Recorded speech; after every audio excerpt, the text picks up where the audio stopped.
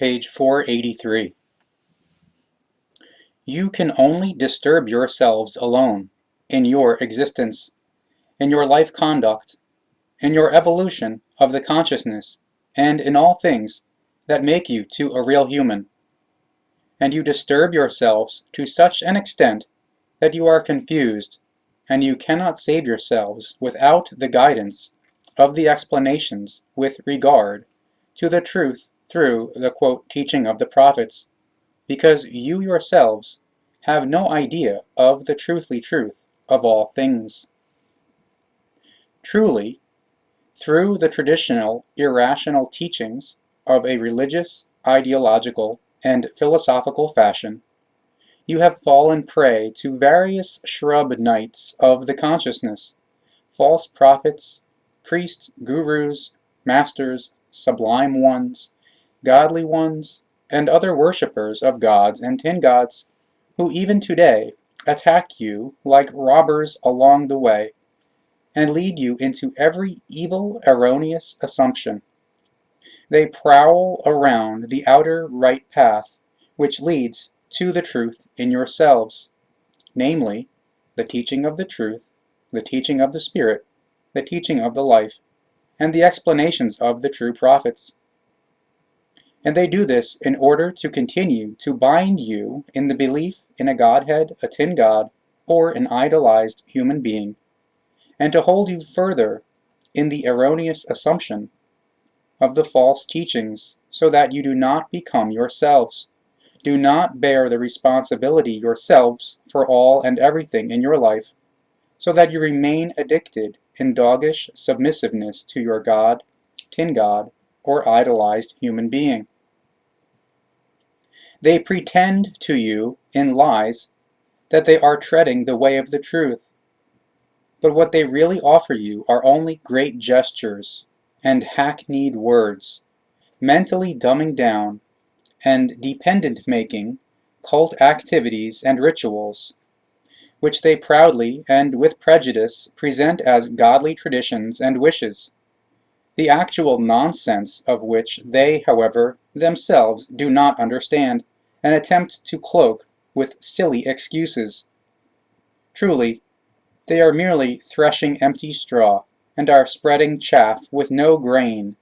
because they cannot find any actual grains in the entirety of their religious, ideological, and philosophical nonsense, which is devoid of any intellect, any rationality, and any explanation possibility, as well as the understanding. And if you look at and consider everything, then you recognize that this type of narrowness is met everywhere in all religions, sects, ideologies, and philosophies, where their preachers, priests, superiors, representatives, and believers insist with obtuse persistency on pathologically silly words, phrases, teachings, and false, uncomprehensible explanations.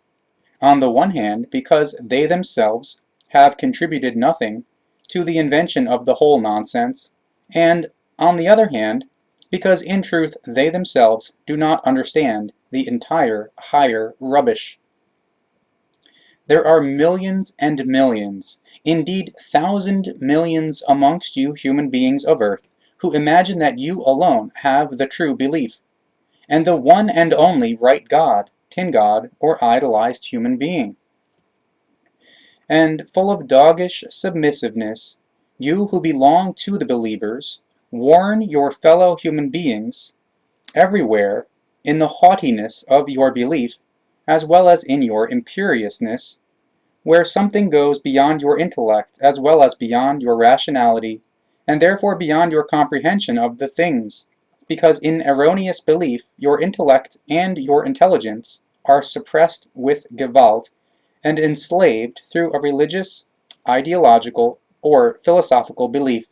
that never ever has even seen, that never ever has even the slightest proof power. Truly,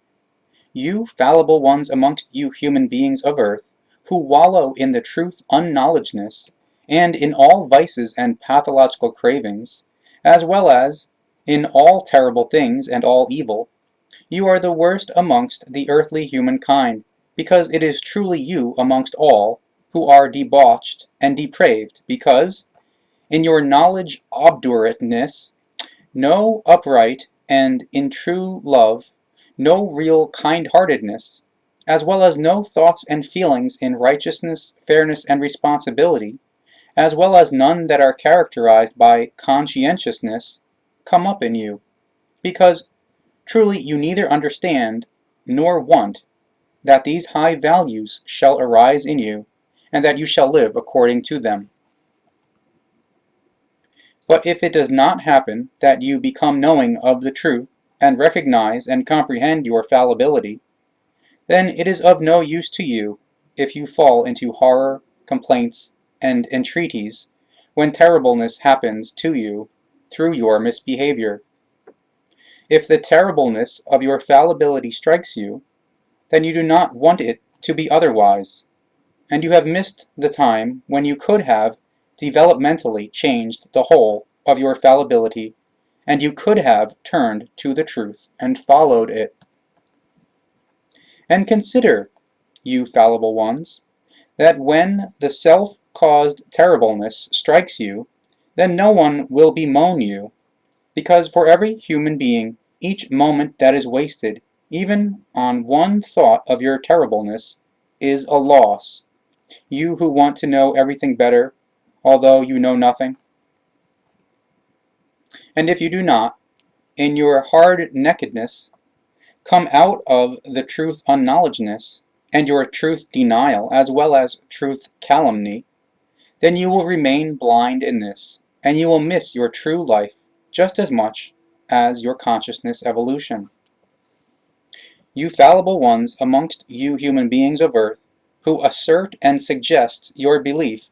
in your fabulated godheads and tin gods, as well as idolized human beings, with the slimily heinous words of your mendacious assertions,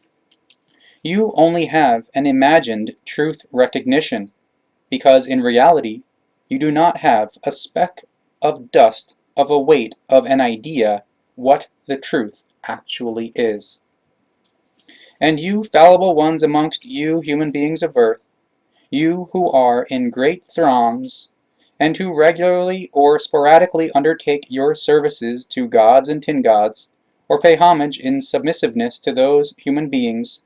whom you raise up to idols and god equivalents, or to saints, you are only doing this out of your belief, out of anxiety or fear of punishment, out of invented imaginary necessity, out of usefulness and convention, or simply because it is tradition and custom. And there are some amongst you who merely do everything out of naive caution, because you think that you cannot after all know what the whole can finally be good for. Therefore taking precautions might be better than suffering harm, all according to the principle of, quote, prevention is better than cure. And those amongst you who are like pitiful researchers who fail their serious and real sense of research,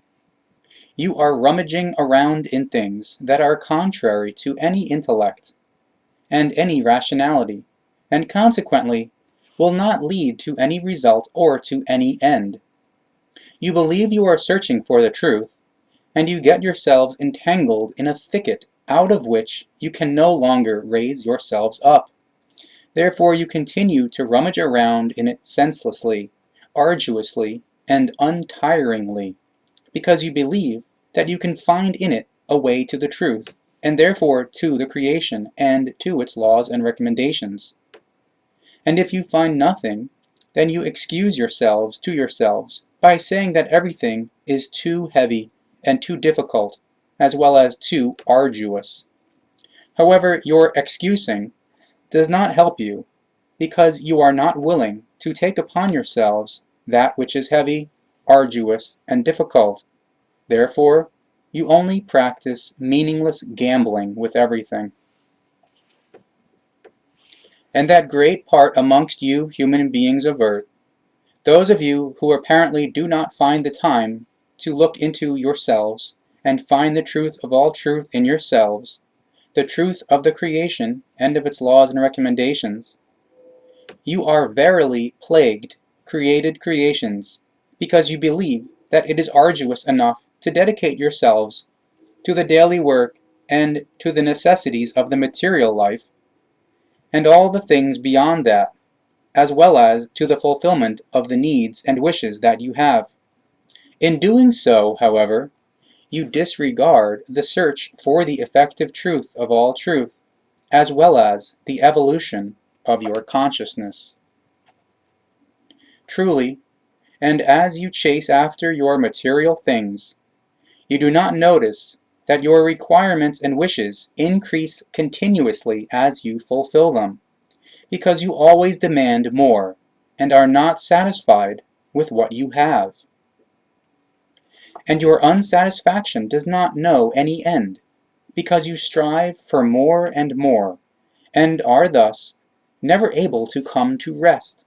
through which you also find no time to turn to the search for the creational truth,